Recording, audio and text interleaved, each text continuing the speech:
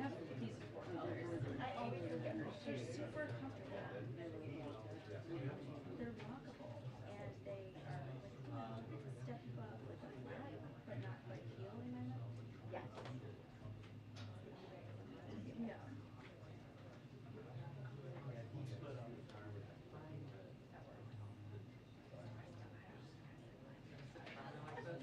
The one time I was in the front row, I used a one shot of me, and it's all I could see. All that shit I got like text from people like nice cool shoes. Yeah, breaking it. This young one, I remember just With the label too. That's the label. and SEMA is in the future of Johnson. No, it's a 2-minute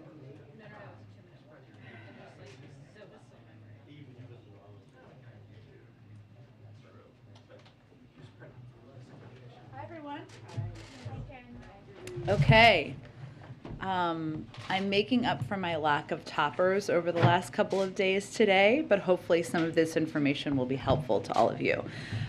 First, as you may have seen and many of you have reported, today we've outlined the severe and immediate consequences that the United States will face if Congress fails to provide us with $22.5 billion in emergency funding to fight COVID-19. Those consequences are dire.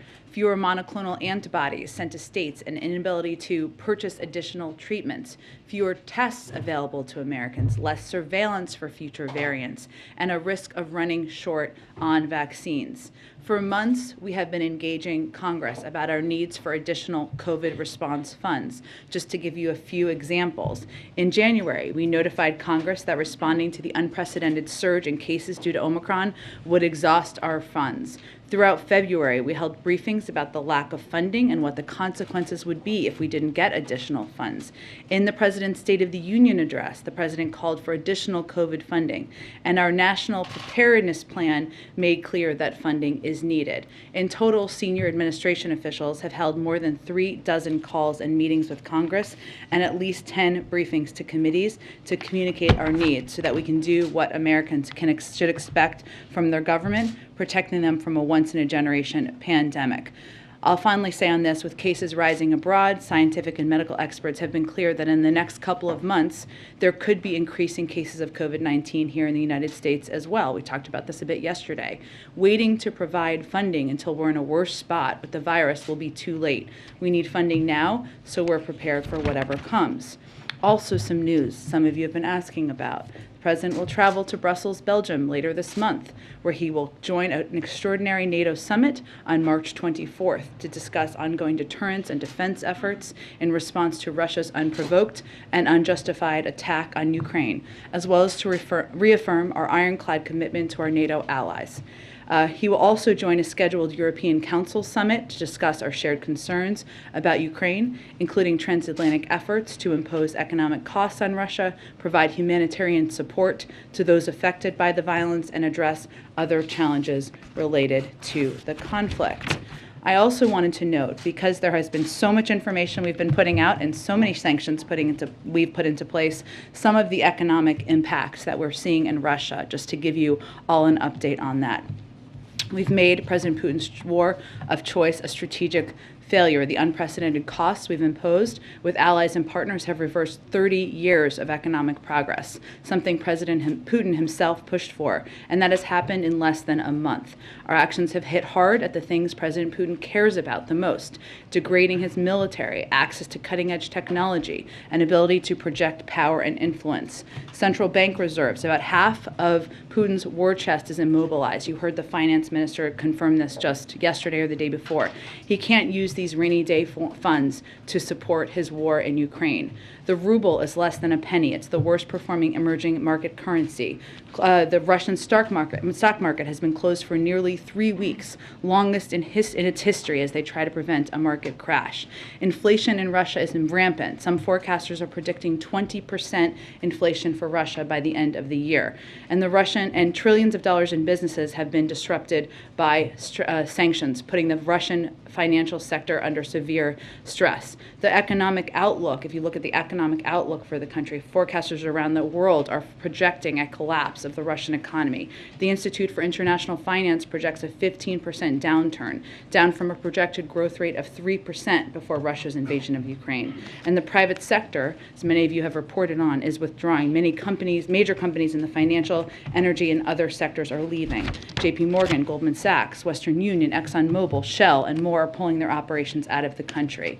And as we continue to ratchet up pressure on Putin's oligarchs, wanted to also announce for you, or reiterate for you, for those of you who already know, that tomorrow Secretary of Treasury Janet Yellen and Attorney General Garland will host the launch meeting of the Russian elite proxies and oligarchs multilateral task force. And the task force was first announced in a statement by leaders, including President Biden, on February 26th, as a way to go after corrupt gains from some of the individuals closest to Putin, no matter where they're held around the world. And the task force, comprised of finance ministry and justice or home ministry counterparts in Germany, Canada, Japan, France, Italy, Australia, the European Commission, and the United Kingdom, will use the respective authorities to collect and share information against Russian targets, including sanctions, asset freezing, and civil and criminal asset seizure. Let me give you just a couple of examples of assets that have already been seized. Alexei Mordashev's 213-foot yacht was impounded in Italy. Gennady Timchenko's 132-foot yacht was seized in Italy.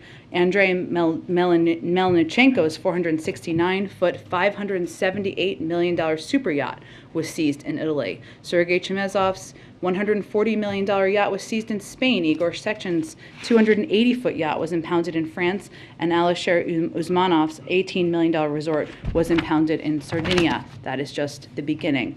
Last thing I just wanted to note, sorry, I have two quick things for you, then we'll get to the questions, is on Ukrainian security assistance. The President will talk about this when he speaks this afternoon, and he will talk about it more extensively tomorrow. As you know, there is $13.6 billion for Ukraine, humanitarian, security, and economic assistance in the omnibus bill that the President is going to sign this afternoon. He will outline in more detail, I expect tomorrow, the specifics, but he will, of course, talk about it when he signs it this afternoon.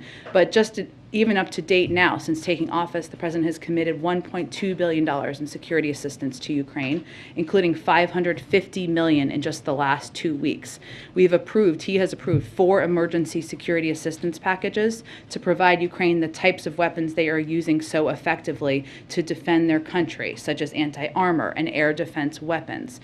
We are working to get Ukraine the equipment as quickly as possible, and we still have the means to continue doing that. Over the past 2 weeks alone, we have delivered more than $300 million of security assistance to Ukraine, in addition to the transfers of U.S.-made equipment we are facilitating from our allies to Ukraine as well. So I would note that we're on day 19 here. In addition to their incredible courage and bravery, one of the reasons that they are able to hold back and push back against the Russian military is because of the significant amount of military assistance we have provided. Finally, I just wanted to note that today is Equal Pay Day, something we can all celebrate. President Biden and Vice President Harris have long championed equal pay as a cornerstone of their commitment to ensure all people have a fair and equal opportunity to get ahead. To mark Equal Pay Day, today the Biden-Harris administration announced a couple of new actions to promote women's empowerment and support women working families across the country. The Office of Personnel Management announced that they will anticipate issuing a proposed regulation that will address the use of prior salary history in the hiring and pay setting process for federal employees. The President will sign an executive order directing the Federal Acquisition Regulatory Council to consider limiting the use of salary information in employment decisions by federal contractors, and the Department of Labor will release a report analyzing the impact of occupational segregation on women's economic security. And the Vice President will host an event later today along with the Gender Policy Council. I also just wanted to note the news that we heard from the CEO of Fox this morning that cameraman Pierre Zakrzewski, I just want to pronounce his name the right way. Did I pronounce it the right way? Okay. Lost his life. He is someone who has served in many war zones over the course of time. He was a war zone photographer who covered nearly every international story for Fox News, from Iraq to Afghanistan to Syria, during his long tenure working there. So our thoughts, our prayers are with his family, with the entire community as well. So let me stop there, and let's kick it off, Chris. Okay. So President Zelensky is going to be speaking to Congress tomorrow. He's been pushing for fighter jets, no-fly zone. We have to hear some of those same requests tomorrow as well. Has the administration thinking shifted on that at all? And also, there is rising domestic pressure for the U.S. to do more. How does the president plan to continue being like a voice of restraint in these situations and holding back some of those requests? Well, first, I don't think the president views himself as a voice of restraint. We have provided and he has approved and expedited the delivery of more assistance, military and security assistance to Ukraine than any year in history. And I did a bit of an outline for you at the beginning, $1.2 billion in assistance, that including $300 million that we've been able to get to Ukrainian fighters, helping them to hold back the Russian military over the past few weeks. It is also true, and there will be more that the president will be able to say over the next few days, given he is about to sign a 13.6, an omnibus bill that includes $13.6 billion in security assistance. So I expect he will share more of those details in the next 24 hours. It is also true that the president has to look at decisions that are made through the prism of what is in our national security interests and global security interests. And he continues to believe that a no-fly zone would be escalatory, could prompt a war with Russia. I don't believe there's a lot of advocates calling for that at this point in time from Capitol Hill, but we certainly understand and recognize that is still a call from President Zelensky. And on COVID, given your push for more funding there, is this a sign the administration is worried that the U.S. could see a rise in numbers like we've seen in Europe? And is the administration considering advising Americans to get another booster shot? Well, any decision or recommendation about a booster shot would be made by the CDC. But as we've said from the beginning, we always want to be prepared for any scenario that may come up, right? And we have also said that while we have made an enormous amount of progress in vaccinating Americans and getting Americans boosted and providing free masks and free tests to people across the country, that we are still continuing to fight the pandemic. And if we wait too long, we are not going to be able to continue a lot of the programs that are so effective. And just to give you some more specifics, we are going to run out of our supply of monoclonal antibodies by June. We will be unable to maintain our testing capacity beyond June. We can't purchase additional courses of Evusheld, and our existing supply will likely run out. This is a treatment for the immunocompromised by the end of 2022. The fund that reimburses doctors and other medical providers for caring for uninsured individuals will be scaled back this month and end in early April. So those are just some of the examples of where the American people could be deeply impacted if we don't get funding from Congress. There is not a secret plan. There is not another option. We need money in order to continue to supply these programs. And one last thing, sorry, just back on the Ukraine thing. Yeah. You said obviously no-fly zone is viewed as escalatory, but I noticed you did not say anything about the fighter jet requests. Is that something that the administration Nothing has brings to- changed about the analysis that the Department of Defense provided last week, where they assessed that because of the challenges in delivery and the challenges and the impact that providing these would be greater risk than there would be benefit. And I would note that the way that the President and the Department of Defense and our experts here have been responding to this conflict is by providing the type of military and assistance and equipment that the Ukrainians have used to push back and to fight and effectively do that over the last 19 days. And that is what we will continue to provide with the additional funding in the omnibus. Go ahead. One, I guess, housekeeping matter on the remarks tomorrow from Zelensky. Does the president plan to watch, and will he have a response to his address? I'm sure that to the degree the president can with his schedule, he'll certainly be watching, as we all will be. He gave a very powerful, President Zelensky gave a very powerful set of remarks today when he spoke in Canada, or to the Canadians, I should say, and we certainly expect that to be the case tomorrow. And on the Ukrainian security assistance, there are concerns that Putin could possibly try to target or strike a delivery of American military supplies. How concerned are you about this, and how confident are you that this assistance will ultimately reach its intended destination? Well, I would say that obviously they've been in the middle of a war zone for the past few weeks, and we've still been able to deliver $300 million in security assistance just over the last 2 weeks, and we believe we will continue to have the means to do that.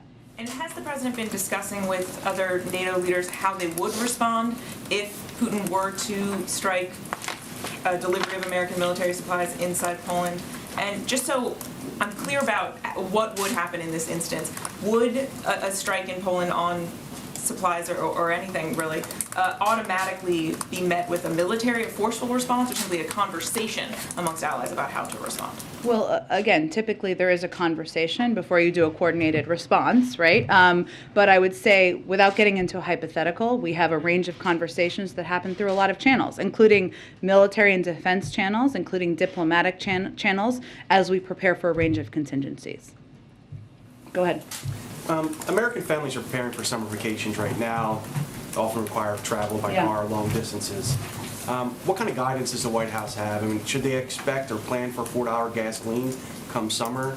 Is there like I know you guys are concerned about the price, but is there a sense of urgency to get something done before those summer months, which are really critical for a number of reasons for drivers? Sure. Look, I think the president and our national security team and our economic team are working overtime right now to evaluate and examine a range of domestic options that continue to be on the table, and also to engage with global suppliers about what can be done to ensure that the supply in the market meets the demand, thus bringing the price down. So there is certainly urgency. There is certainly a need to do everything we can to ensure we're mitigating the impact. Sure. A bipartisan group of lawmakers have called on the White House to lift the ban of summer sales of gasoline with higher blends of ethanol. It's cheaper than traditional blends of gasoline. Is that something, you mentioned a menu of options, but is that something specifically that the White House is considering? In the menu of options. Any comment on Maryland moving towards a suspension of their state's gasoline tax? Is that something? There are a number of other states who have taken that step. But again, there's a range of domestic options. I would note that from the federal standpoint, the gasoline tax is about 18 cents, right? Mm-hmm. So we're also looking at a range of options that might have different types of impacts. You brought up the 18 cents. Is that because, I mean, it wouldn't have much of an impact at 18 cents if you given it at $4.50. Is that a fair read of how you guys assess that?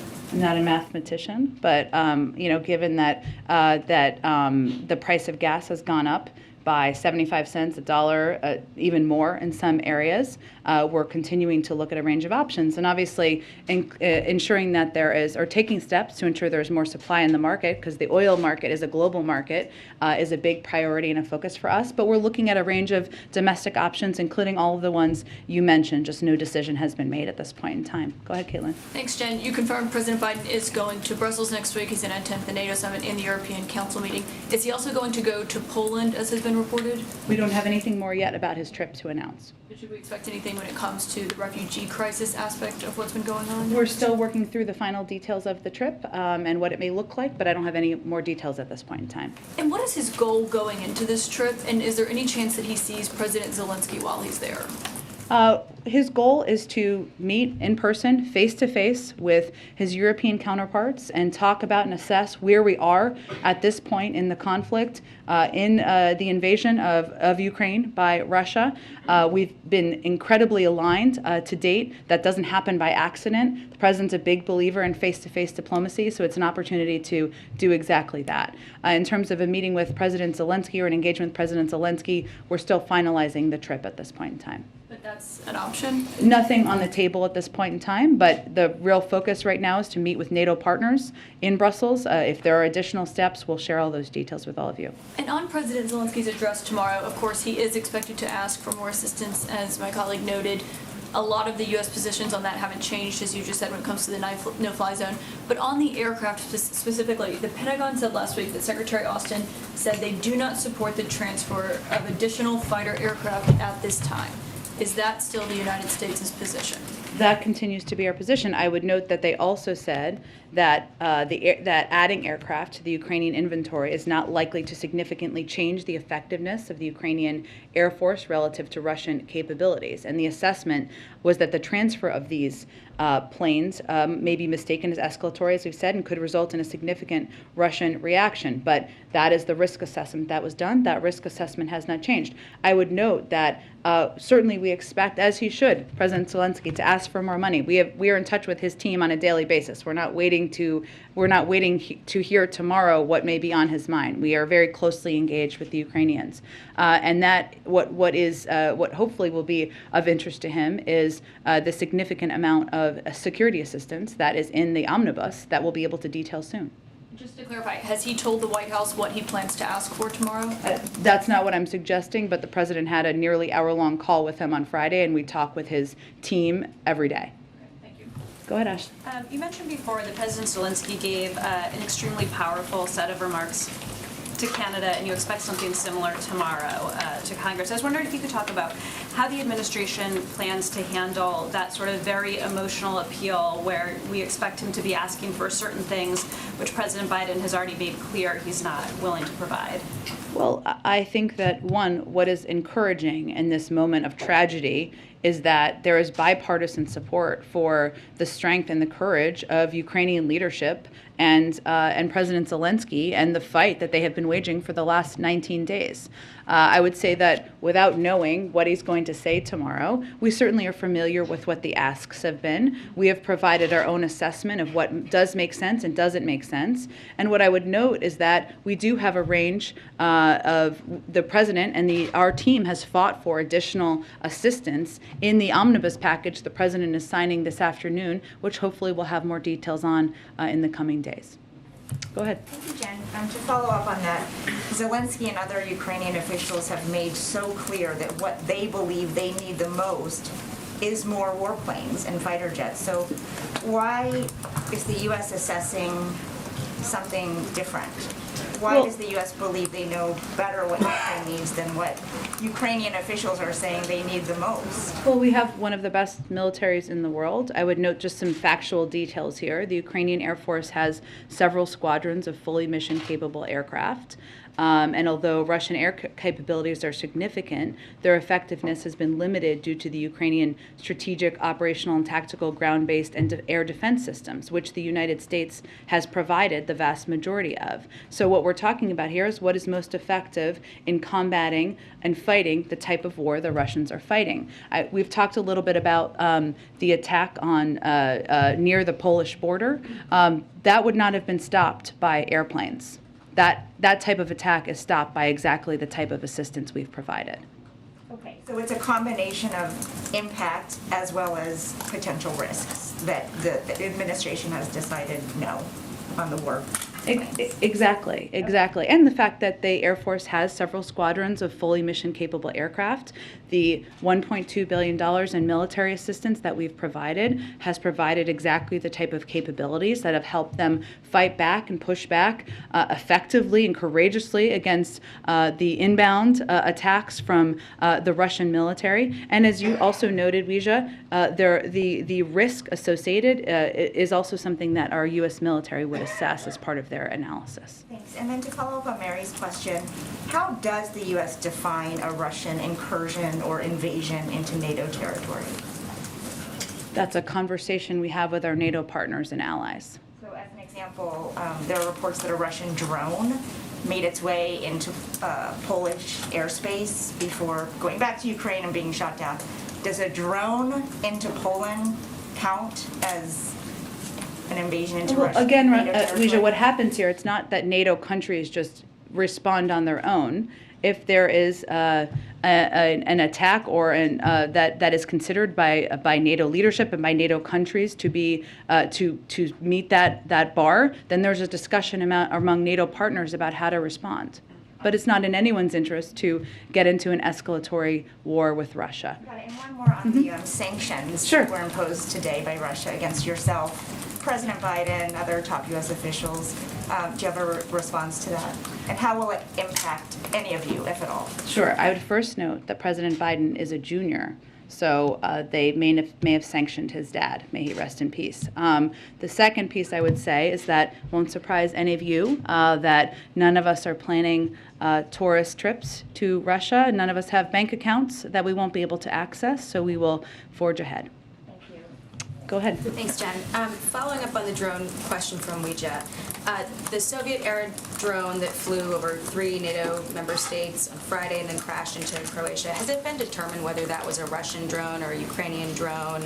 And how do you measure, similar to what she was asking, Sure. how do you measure, what elicits a response?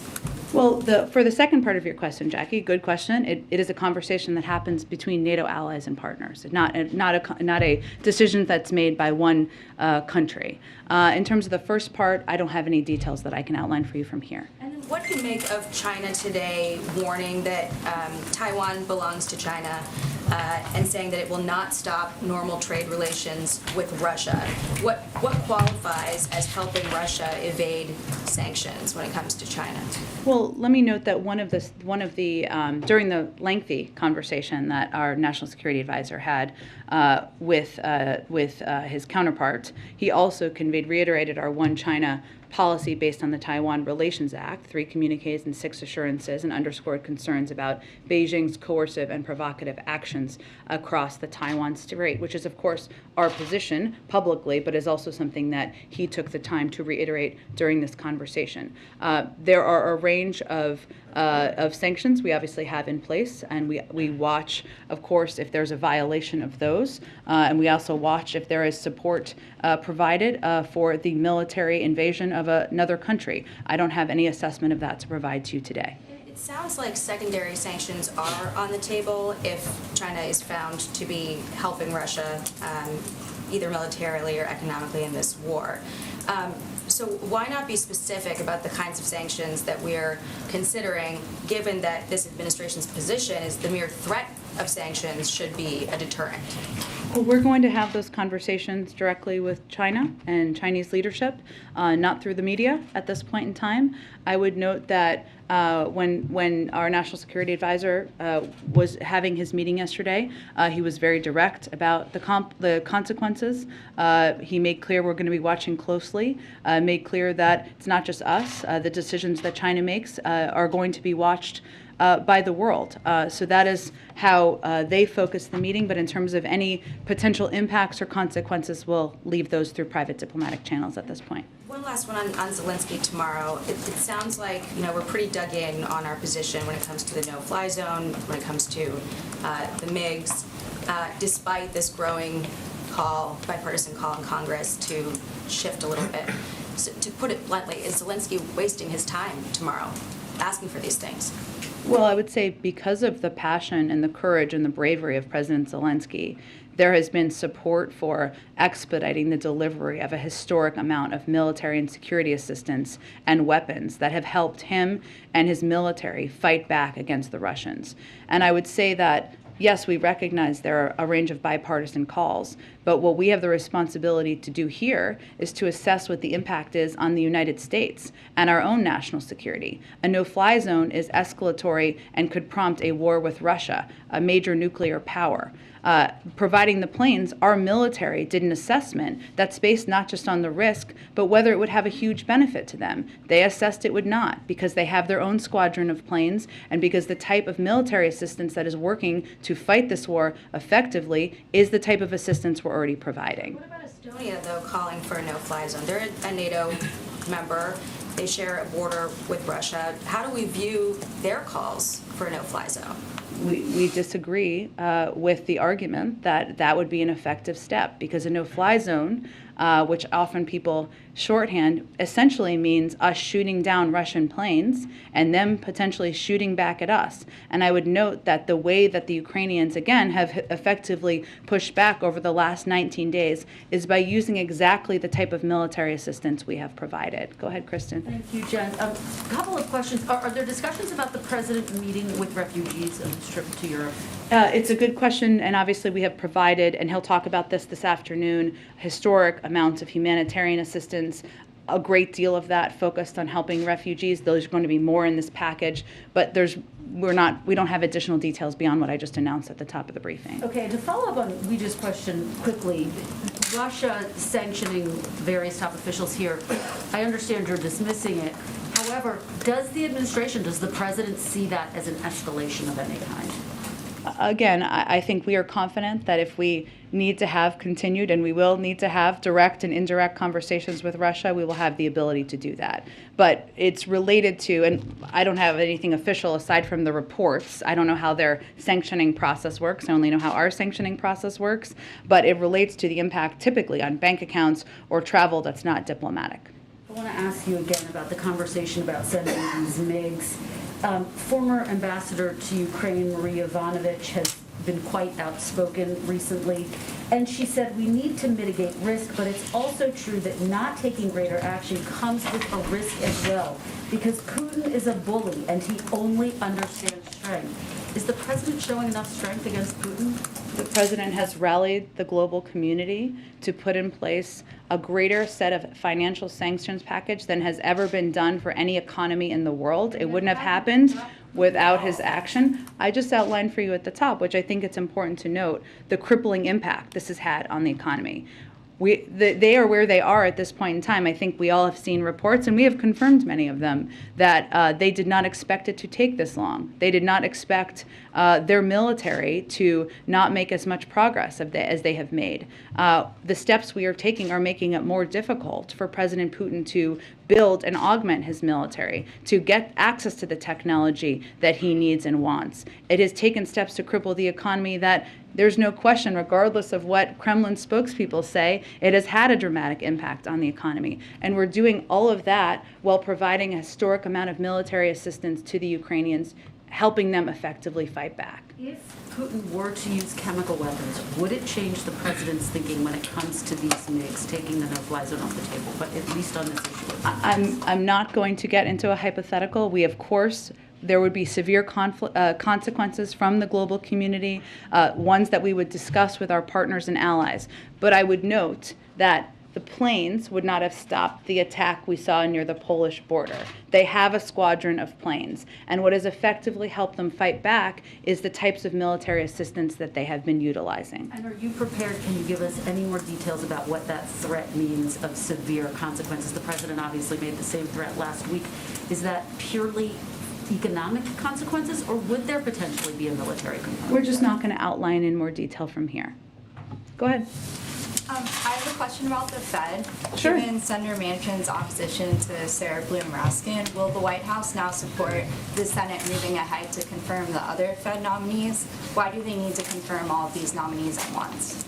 Well, I would say first that Sarah Bloom Raskin is one of the most qualified individuals ever to be nominated to serve in this position. We remain in close touch with both her and with Chairman Brown about the next steps here, but we have continued to press, and we have been pressing for all five, not just to be able to be voted on in the banking committee where they have the votes to move forward, and that is where Republicans have not showed up to meet quorum. So at this point, I don't have an update beyond reiterating our strong support for her.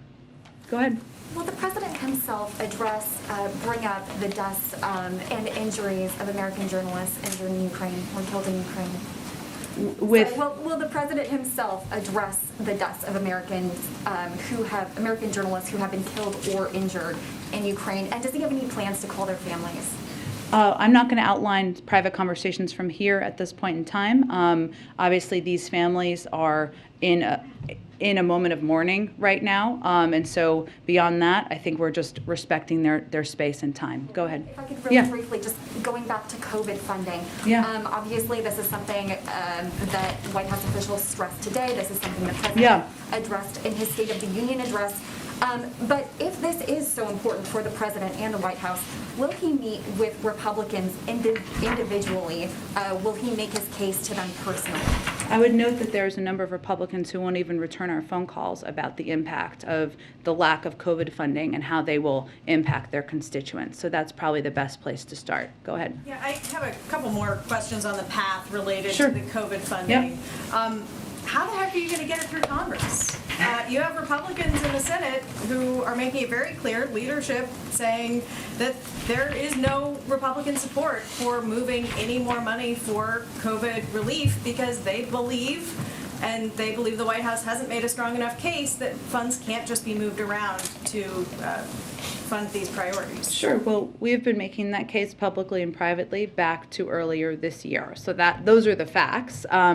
We've also been, as I just noted, attempting to engage with and have these conversations with, of course, Democrats, but also Republicans. COVID doesn't discriminate just by party at all. I think what we're trying to do is really be very clear and direct about what the impacts will be. I mean, some of these programs, funding for treatments for immunocompromised, providing free tests and masks, providing free boosters and vaccines, those will impact millions of Americans potentially in this country, regardless of their partisan affiliation. So what we're doing, we're going to, of course, leave the process and the vehicle up to Congress. We are encouraging them and aggressively calling for them to move these resources immediately. And what we've tried to do is break down what the impacts are going to be on different states and also when specific programs will end, so that it doesn't feel like just a number, but feels like a direct impact on programs and people's lives. In terms of whether money can be moved around, I know you've said before that it can't be moved around. What we're hearing from the Hill is that they believe there's about $100 million that could be shifted. And certainly there was an agreement with the four leaders to shift funds that fell apart in part because governors balked. But is there money that could be moved? Do these dire consequences have to start next week, or could funds be shifted and then later allocated? Well, the opposition, as you note, prevented that from being a portion of what moved forward, right? I don't know that opposition has changed at this point in time. But also, it's important to note that we believe that this should be provided on an emergency basis. Not something where it will require offsets. It shouldn't have to require taking money from states who are using it for different programs, whether it's funding cops or police officers or other programs. That was a part of the discussion and the negotiation, but not aware of any change in the support for that. Go ahead. On domestic energy, has the White House spoken to Senator Joe Manchin about his push to do more domestic oil and gas production? I know that Senator Manchin has been interested in the president using the DPA, the Defense Production Act, to complete that pipeline from West Virginia to Virginia, the Mountain Valley pipeline. Is the White House interested in that? Well, we've engaged with a range of members, Democrats and Republicans, including Senator Manchin, about a range of ideas they have. That's why so many things are on the table. I would note that the use of the Defense Production Act, broadly speaking, would mean you're paying a company to do what they already have the capacity and the ability to do. We know there are 9,000 unused and approved oil leases right now that these oil companies could tap into and do more in. In terms of the building of a pipeline, that does not sound like it's an immediate solve for what we're seeing right now is an increase of costs at the gas pump. Go ahead. Jen, if I could walk you back for a moment through the logic train that you were trying to lay out for us of the risk of sending, in that case, the Polish jets, but in general versus the rewards for it here. So if I understand it right, the president has determined that giving Ukrainian pilots these MiGs would more directly involve the United States in the conflict, and therefore that's what creates the high risk. Is that right? Well, David, it's not the president's assessment, or certainly not my assessment. It was the assessment by the Department of Defense, and a big part of their assessment was related to where these planes would take off from and how would you get them into Ukraine. So that was something we were exploring and discussing with a range of partners. But their assessment was also was based specifically on the transfer of it to Ukraine, and that may be mistaken as escalatory. So the fact that they would take off from a Polish base, even a base in Germany under the Poland thing, makes that base a legitimate military target, and they don't want to take that risk. Well, I wouldn't say we'd say legitimate, but that it could be perceived as escalatory. Okay. Yes. So on the other side of this, we are transferring anti-aircraft equipment to them. Yeah. It's got to originate someplace in the West, right? Somehow it's got to get in place. What's the distinction? We're able to move a lot of that equipment in a way that is not taking off from a NATO airbase without getting into specifics of how it's transferred. But it's originating from the West in some way. Correct, and that's known, yes. And there are some other possibilities of things you could be providing them with. For example, you mentioned that the missile strike near the Polish border wouldn't have really been helped by this. I think that we're all in agreement with that. You could imagine a series of shorter range anti-missile systems like what we give to the provide and they manufacture in Israel to ward off incoming short-range missile. Is there discussion of that kind of anti-missile system to prevent exactly what you just described? Yeah, it's a good question, David. You probably know more about military equipment than anyone except for the Department of Defense, so here we are. But look, I would really, those discussions happen at the Department of Defense. They consider, and we've talked a lot about the risk assessment as it relates to the planes, but they make assessments about what to provide to be most effective as they provide any range of military equipment. Again, as you know, there's a big portion of the omnibus, which we'll be able to detail more soon, that will be security assistance, just like there's economic and humanitarian assistance, and I'm sure we'll have more details on what will be included in there. And one last one, are you encouraging any of our other NATO allies, including Turkey, to do these kinds of transfers? Particularly of the anti-aircraft?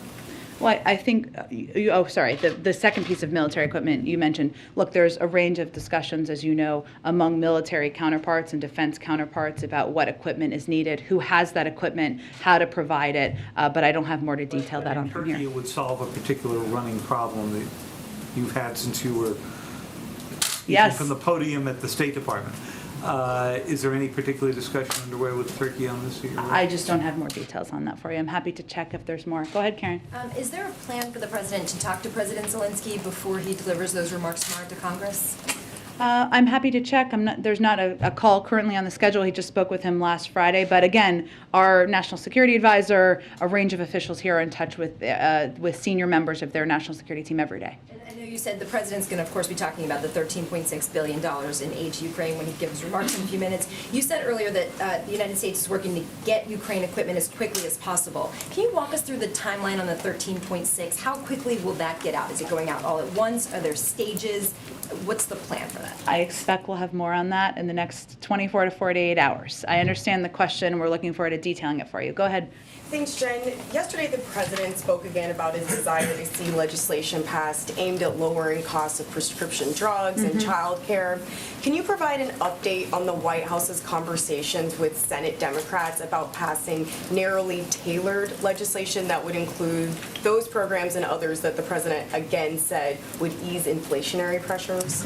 I would just say that we found, and we made the determination after last fall, that keeping those conversations private is the best way to hopefully make progress. And so we're engaged on a daily basis with conversations with Senate Democrats, committee members, staff, about how to move this forward. As I think you know and others know who talk to members, there's a lot of excitement and enthusiasm for getting these things done, specifically lowering the cost of prescription drugs. What the president wants to do is have as much of the package included as there can be 50 votes for. But we're going to leave those conversations to happen through private channels, a lot of them happening member to member on the Hill. Any sense of timing of when that can happen with the April recess coming up soon? Again, I'm just not going to provide an update from here because we feel that these talks are best kept between members and kept between conversations we have with our staff and them. Sure. And speaking of Senate Democrats, the Senate Judiciary Committee will hold its hearings next week on the president's Supreme Court nominee. How is the White House preparing for those hearings, and specifically, how is it preparing Judge Jackson for the scrutiny that she could come under from Republicans who sit on that committee? Well, first, Judge Jackson, I think, as you've seen, has been working to meet with every member on the committee before her hearing and made a great deal of progress on exactly that. I think I would note that you've heard members come out, senators come out, who agree with us on very little, who've come out and conveyed that she's qualified and that they had good conversations with her. So that's part of it.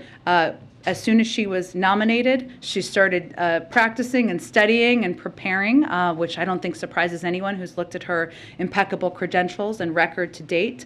And I expect that will continue until she starts the hearings early next week. Go ahead. Thanks, Jen. On the refugee crisis from Ukraine, is there any conversation about the role the U.S. could play to alleviate some of the burden felt by Poland, for example, either something similar to what we set up coming out of Afghanistan, airlifting people, expediting processing, especially for those who have family members in the U.S.? Sure. We are having ongoing internal discussions about how we can play the most effective role in supporting the large number of refugees who are coming out of Ukraine. To date, that has been, as you know, an enormous amount of humanitarian assistance that we're providing, not just to Ukraine, but to neighboring countries that are providing a haven for refugees as they're leaving Ukraine. In terms of other discussions, I just can't outline those at this point in time, but we are continuing to discuss what options there are. Conversations about helping Ukrainians come to America as well? We're discussing the president would welcome Ukrainians coming here. Obviously, currently they could apply through the refugee process, but we're continuing to discuss what options may exist. One more on Title 42. Yeah. We saw over the weekend the CDC end Title 42 restrictions for unaccompanied minors, and a couple of the reasons they gave were the larger public health conditions, but also that appropriate mitigation measures had been put into place in the care facilities. Yeah. So is the administration asking DHS to put those same mitigation measures in place in other detention facilities so you can end Title 42 for everyone? Well, any decision made by the CDC about ending Title 42 would once they make the decision, it would have to be implemented, to your point, Amna, by DHS and other components of the interagency that oversee these facilities and ensure that they're meeting the bars that would be required. But the first step would really be CDC making a decision about ending it for other populations. Go ahead. Thanks, Jen. Two topics. First, the prime ministers of Poland, Czech Republic, and Slovenia went to Kyiv today. Does the White House have any comment on that? Would an American administration official make a similar trip? Or conversely, is there concern that that's a security risk where if something were to happen to them, then that could be an escalation with NATO members? Well, we certainly hope that is not the outcome. We respect the role they're playing in diplomacy right now. And obviously going directly into the middle of a war zone shows their strong support for President Zelensky, for the Ukrainian military, for Ukrainians. And we certainly support that. And I'm certain we will engage with them following their trip as a follow-up, as we have been doing with other leaders who have engaged with the Ukrainians and the Russians. In terms of any step or trip by a member of the national security team or others, I don't have anything to predict for you at this point in time, but we will continue to assess whether that would be constructive or help move things in a positive direction. And then on another matter, there are a few more members of the House of Representatives who tested positive for COVID today, adding to some over the weekend who did the same, many of whom were Democrats at the retreat on Friday where they saw the president, not many masks worn. Has the president been tested for COVID since, and are there any concerns about exposures he may have had? He was tested on Sunday and he tested negative. All of the members to date prior to today, and I'm happy to double check this specific piece, were not deemed as close contacts. They are all vaccinated as well, so the CDC wouldn't recommend a change in behavior as a result, but he has received a negative test just a couple days ago. Go ahead. Thank you, Jen. On oil suppliers, Canada has been looking at increasing its flow of crude oil. Can you confirm that conversation has been happening between the administration and the Kenyan government? I know we've been closely engaged with Canada about a range of issues in terms of the specifics of a conversation about oil and crude. I'd have to check with our team on that. Thank you. And there's been a report yesterday about the possibility that India could take up the Russian offer of discounted crude oil. What would be your message to India or any other country tempted by such an offer? Well, our message to any country continues to be that obviously abide by the sanctions, but that we have put in place and recommended. I don't believe this would be violating that, but also think about where you want to stand when the history books are written in this moment in time. And support for the Russian leadership is support for an invasion that obviously is having a devastating impact. Go ahead. Thank you, Jen. There's reporting that Saudi Arabia is considering accepting the yen instead of the dollar for Chinese oil. Is the White House monitoring that possibility? And has the administration communicated that there would be any types of consequences if that happened? Let me check with the Treasury Department on it. It's a good question. I hadn't seen the report. I'll check with them. And then could you speak to the urgency for getting this additional COVID funding from Congress at a moment when it seems that a lot of the attention and focus has been on moving away from the pandemic?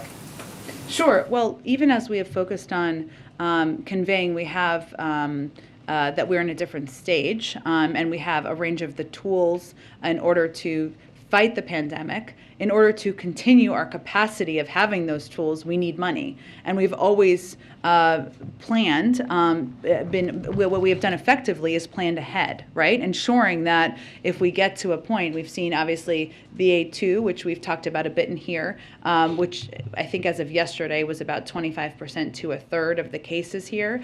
Very transmissible but treatable by all the means that we have. We need to have masks, tests, boosters, treatments for immunocompromised in order to continue to treat the pandemic or treat the American people during a pandemic. So it remains urgent. If we don't get this funding, we won't be able to ensure we can provide free access to the American people. Go ahead. Hey, Jen, just to confirm, the U.S. and our allies, we're publicly arming the Ukrainians, but we're deliberately avoiding shipping from NATO countries to Ukraine? That's not what I said. What I said was planes taking off from a NATO base. Our Department of Defense assessed that would be a step that would be escalatory as they were making a risk assessment. So we're avoiding doing it from NATO bases? Okay. Of planes.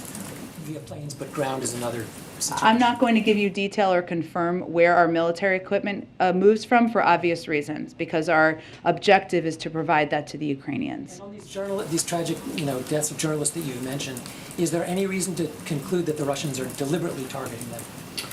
We have seen from the beginning that they have targeted hospitals, they've targeted journalists. In terms of these individual cases, I can't make an assessment of that from here, but certainly we've seen barbaric and horrific actions by the military on the ground, and this is consistent with that. Go ahead. So aside from the request for weapons, President Zelensky has also requested that the U.S. be more involved in negotiations toward a peaceful resolution to the war. What is the U.S. doing to push those negotiations forward? Well, one of the steps we've taken, a significant one, is to be the largest provider of military and humanitarian and economic assistance in the world, to put them in a greater position of strength as they go into these negotiations. We also engage and talk to the Ukrainians on a daily basis, and the president and this national security team has rallied the world in being unified in their opposition to the actions of President Putin. So those are the steps we're taking. We also engage oftentimes before and after any conversations that any of these global leaders are having with both Russians and Ukrainians, and encourage them to make sure they're engaging with Ukrainians directly. So would Zelensky be empowered by the United States to reach an agreement with Russia and have U.S. sanctions released as a result? Well, he's the leader of Ukraine, so he's empowered to have a negotiation with Russia, and we're here to support those efforts. That's a yes. Again, I'm not going to get ahead of a negotiation, but we are here to support those efforts. We discuss and have conversations with his team on a daily basis. Go ahead, George. Yeah, let me ask you about Thursday's meeting between the president and the Irish Taoiseach. Best day of the year. Yeah. Does the White House view that as in any way a sign that we're getting back to normal after 2 years of canceled meetings, canceled parades, and last year of having to do it virtually? Sure. Well, the president is very much looking forward to welcoming the Taoiseach here on Thursday to celebrate St. Patrick's Day. We have started to have some events where there are more people, where there is some food or beverage served, and certainly this will be a continuation of that. And while we are still taking steps and precautions here in the White House, including regular testing, this is certainly a step that we welcome, being able to invite our friends in to celebrate on Thursday. Go ahead, Ed. So China. And you got to gather soon. Go ahead. Okay, yeah, quickly, going back to China. So right now you're saying that China and the Chinese companies are not breaking sanctions by doing normal economic relations with I did Russia. not provide an update or an assessment of that from here, and nor do I have one to provide you. Without talking about red lines, what would the U.S. need to see for that to be a breaking of the sanctions? I understand your question. I'm just not going to outline it from here. We watch closely. The world is watching closely, and our national security advisor was clear there will be consequences should they violate our sanctions. Thank you, everyone, so much.